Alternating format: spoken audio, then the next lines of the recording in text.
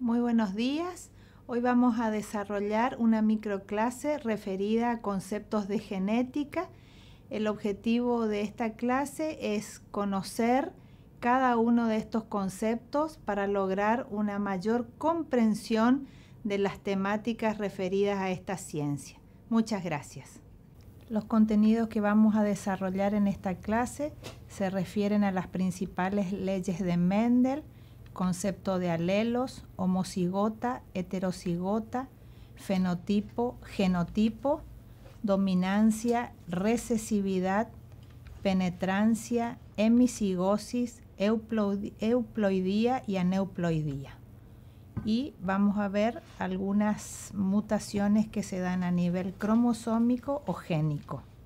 Para iniciar el tema es importante que conceptualicemos qué es la genética, que es una rama de la biología que estudia la herencia biológica y las variaciones que se producen en esa herencia. Para comprender la transmisión o los modos de la herencia, se deben considerar, en primer lugar, las características biológicas que se pueden seguir de generación en generación. Quiere decir que de una generación a otra, tiene que haber cierta variabilidad en su composición génica. El único eslabón físico que se transmite entre dos generaciones son los gametos. Esto quiere decir que el óvulo, su contenido genético, y el espermatozoide, su contenido genético, son los que se fusionan durante el proceso de fecundación y dan origen a un huevo o cigoto. Se deduce entonces que lo que se transmite de una generación a otra son factores hereditarios denominados genes. En este esquema podemos observar un cromosoma con su estructura completa, con las dos cromátidas hermanas, se visualiza perfectamente el centrómero, y en una ampliación de la imagen podemos visualizar cómo el ADN se repliega, se compacta para formar ese cromosoma. Una porción o región o segmento del cromosoma es lo que corresponde a un gen. ¿A quién se le atribuyen los principales aportes que se hicieron en genética? Es importante que hagamos un poco de historia. El precursor de esta ciencia fue Gregor Mendel y fue quien sentó las bases de las leyes que hoy rigen la herencia genética. Sus trabajos fueron de gran relevancia, si bien trabajó con arvejas, una variedad de Pisum sativum, que también denominada guisantes, tuvieron varios aciertos y cuestiones que hasta la actualidad no han sido refutadas. En primer lugar, el seguir la herencia de un solo carácter de manera separada.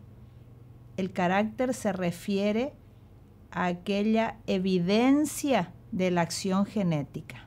El segundo acierto que tuvo su larga experiencia o trayectoria fue poder contabilizar y visualizar la apariencia externa de cada uno de los rasgos, para cada carácter y para cada individuo. Ahora lo vamos a ver un poquito más adelante en los ejemplos.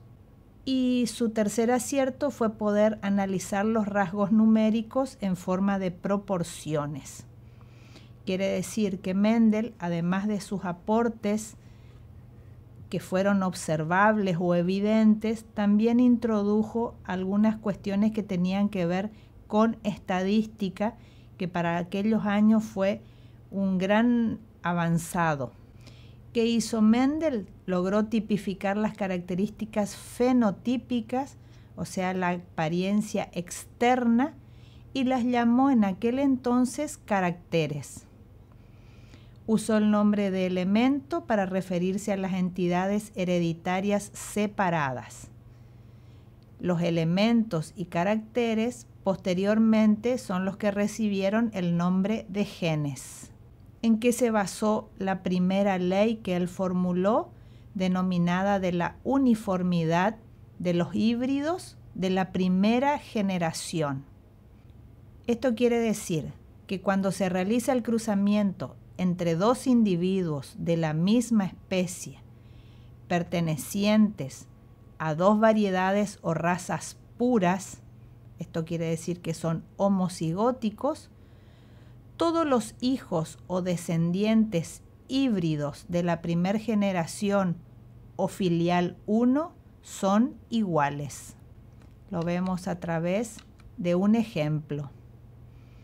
En la imagen podemos visualizar, tomando el ejemplo o los trabajos de Mendel, una arveja de color amarilla y una arveja de color verde.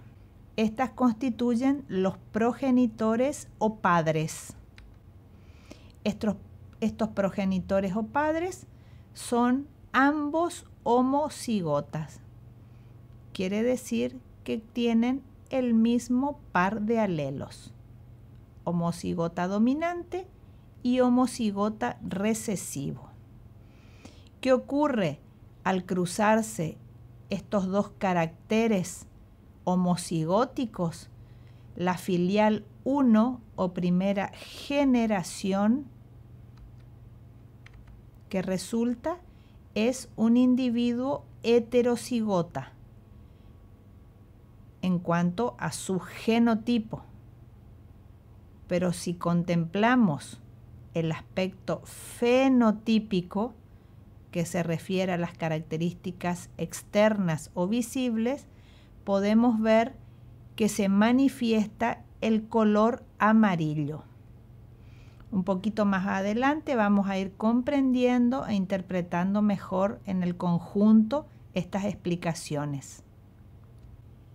Quiere decir que a partir de la filial 1, si nosotros tomamos como progenitores a la filial 1, tomamos un individuo heterocigota y lo cruzamos con un individuo heterocigota, la frecuencia que se puede dar va a ser un individuo homocigota dominante, dos individuos heterocigotas y un individuo homocigota recesivo. Es importante aclarar que esta descendencia denominada, como bien les dice acá, filial 2, no tiene que ver con el número de individuos, sino con la frecuencia en que estos individuos se van a manifestar. Quiere decir que hoy, cuando hacíamos referencia a las cuestiones estadísticas que fue introduciendo Mendel, podemos ver que, volviendo a la filial 1, el 100% de la descendencia va a ser heterocigota, y cuando cruzamos dos heterocigotas, el 50% de los individuos va a ser heterocigota, un 25% homocigota dominante y un 25% homocigota recesivo. Quiere decir que esta descendencia está mostrando la frecuencia alélica. Entonces acá tenemos mejor aclarada la filial 1. Cuando cruzamos dos individuos pertenecientes a la filial 1 heterocigota, se obtiene la filial 2. Y acá está la aclaración que decíamos recién. Esta descendencia indica la frecuencia o el porcentaje. No alude a la cantidad de hijos ni de individuos. Aquí hacía referencia la segunda ley de Mendel. Habla de la segregación de los caracteres en la filial 1. Segregación significa separación. Quiere decir que los caracteres no se afectan entre ellos, son totalmente independientes. Quiere decir que los caracteres que habían desaparecido en el fenotipo de la primera generación vuelven a aparecer en la segunda generación. Y esto se da como fruto del cruzamiento entre los híbridos de la primera. Volvemos atrás. Entonces acá tenemos este carácter recesivo que había desaparecido, si se quiere, en la filial 1, se manifiesta nuevamente en la filial 2. Entonces, padre, hijo y nieto. Acá vemos comparativamente con un ejemplo la primera ley y la segunda ley. Tomamos el individuo heterocigota de la filial 1, que se cruza con otro similar, la segregación en los gametos, o sea, la división, y luego de la fecundación, cuando se produce la unión, se da como origen en la filial 2 un homocigota dominante, 2 heterocigotas y un recesivo.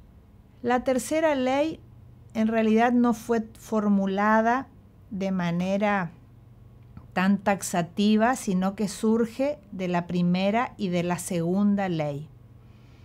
Es la ley que hace referencia a la herencia independiente de los caracteres.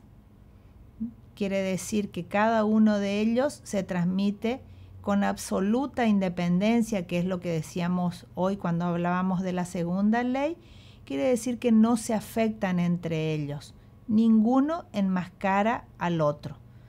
Esto quiere decir que si tomamos como carácter el color no va a afectar, por ejemplo, a la rugosidad del tegumento externo.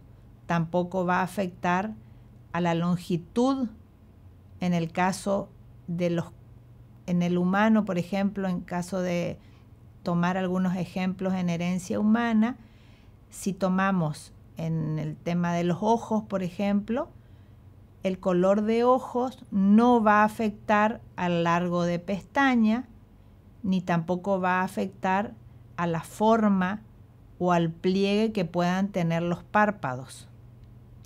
Quiere decir que en esta ley que se deduce de las dos primeras, entran en juego dos pares de genes alelomorfos. Acá podemos visualizar con más complejidad ya dos caracteres o dos genes diferentes.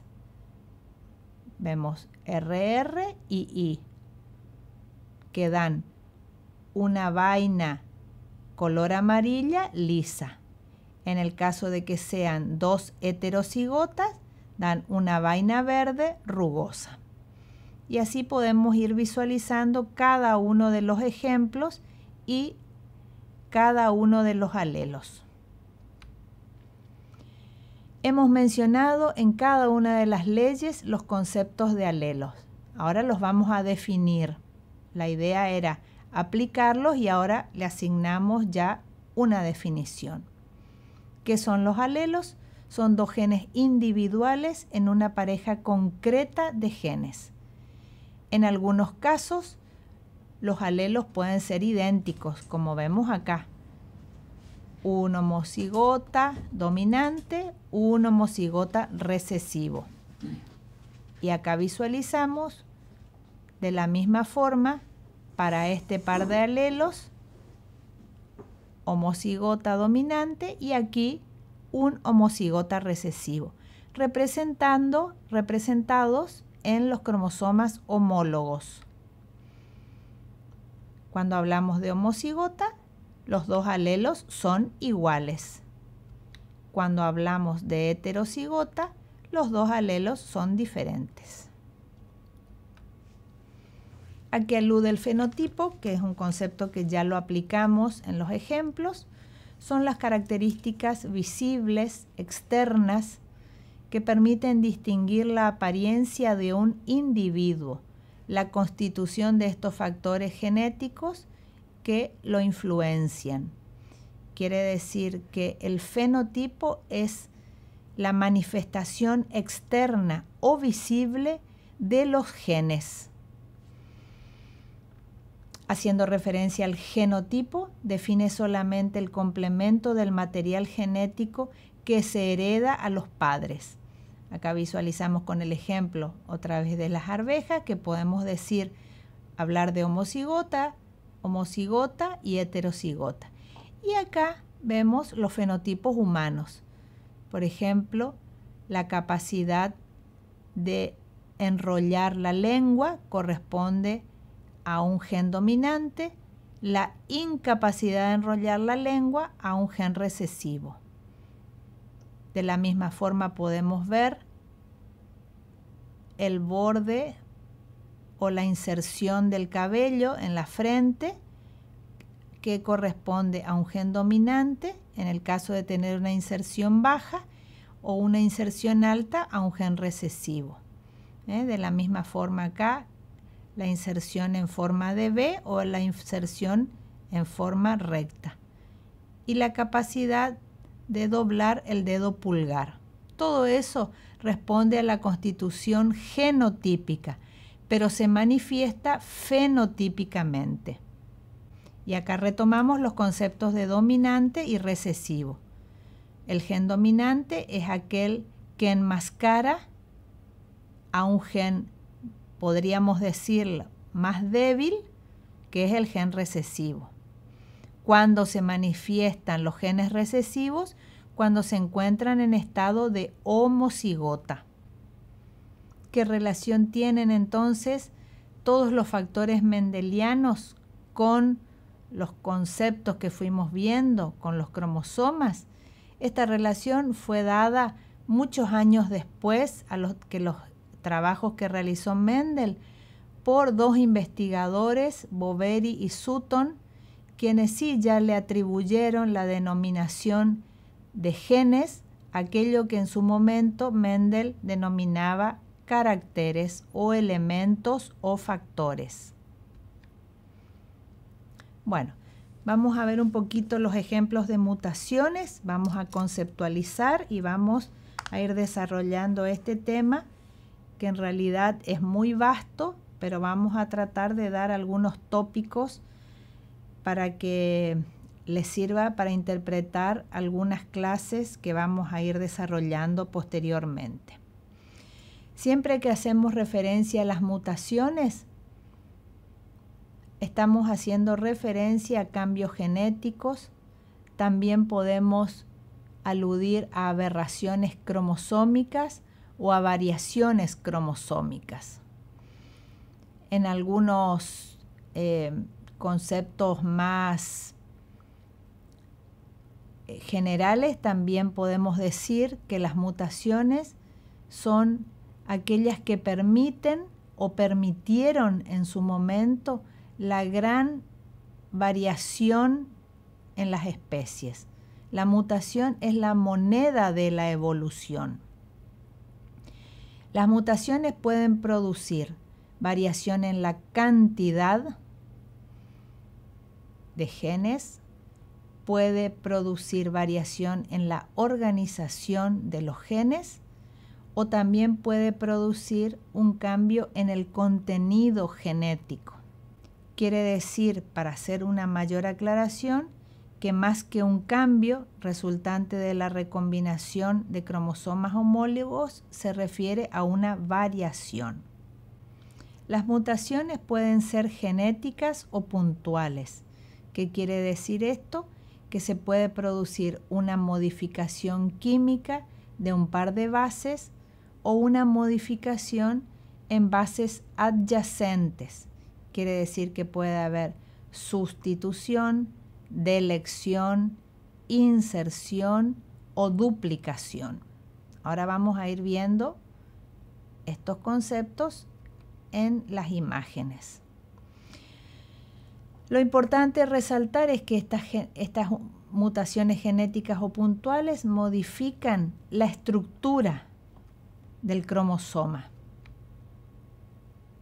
Pueden darse de manera espontánea o inducida. Volviendo al esquema anterior, acá tenemos dos cromosomas homólogos, donde podemos visualizar la ubicación exacta que tienen los genes, que están coloreados en este caso de amarillo, de azul y de rojo, o de verde y violeta. En el caso de que este cromosoma sea normal, que no se haya visto afectado por ningún tipo de mutación, esta ubicación de los genes se va a mantener. En esta fotografía podemos visualizar un cariotipo donde están ordenados de mayor a menor y por el tipo de cromosomas, los cromosomas somáticos y el par sexual de un individuo normal. Quiere decir que no se vio afectado por mutaciones. Si nosotros contamos, podemos ver los 22 pares de cromosomas somáticos y aquí apartado el par de cromosomas sexuales, que en este caso corresponde a una mujer porque tiene cromosomas sexuales XX. Siguiendo con las mutaciones, habíamos quedado en que pueden ser espontáneas o inducidas. Las mutaciones espontáneas son aquellas que no se pueden controlar, que se producen por determinadas condiciones o factores internos que generan un cambio en la estructura del cromosoma. Las que podrían controlarse serían aquellas mutaciones inducidas. ¿Por qué digo eso? Porque los mutágenos que generan estos cambios en el cromosoma pueden ser de índole química, física o biológica. Quiere decir que el hombre puede afectar voluntaria o involuntariamente el aspecto o la normalidad de un cromosoma. Aquí tenemos algunos ejemplos de modificaciones estructurales. Acá tenemos el ejemplo de una duplicación, que es la que mencionábamos hoy, donde una porción de cromosoma, por determinadas razones que podemos detallar más adelante, duplica una parte de su ADN y genera un aumento de los genes. Visualizamos algunas de las anomalías visibles.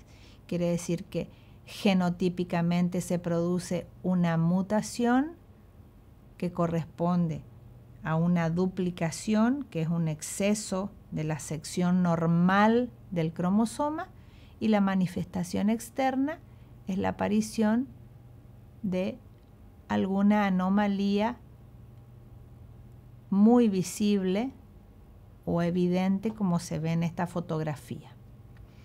Otro tipo de mutación puede ser la delección o deficiencia, como se da en el síndrome de Wolf, donde por determinadas razones el cromosoma pierde parte de sus genes.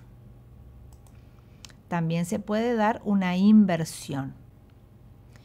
Las mutaciones cromosómicas, recién veíamos las mutaciones que producen cambios en los genes y aquí vemos las mutaciones que producen cambios en el número de cromosomas.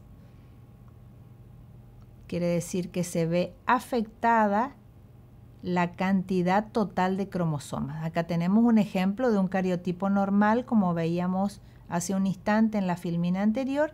Este cariotipo pertenece a un hombre porque tiene el par sexual XY. Los cambios en el número se pueden dar de dos formas: por aumento en el total de la carga cromosómica, o el aumento o la variación en algunos pares cromosómicos. En detalle vemos acá un ejemplo de euploidía, donde el total cromosómico o del genoma se ve aumentado en un tercer cromosoma. Fíjense, en vez de tener cada par, hay 3 cromosomas en cada uno. Esto genera, por supuesto, inviabilidad en el ser que tiene esta carga genómica. La neuploidía genera también algunas afecciones visibles externamente.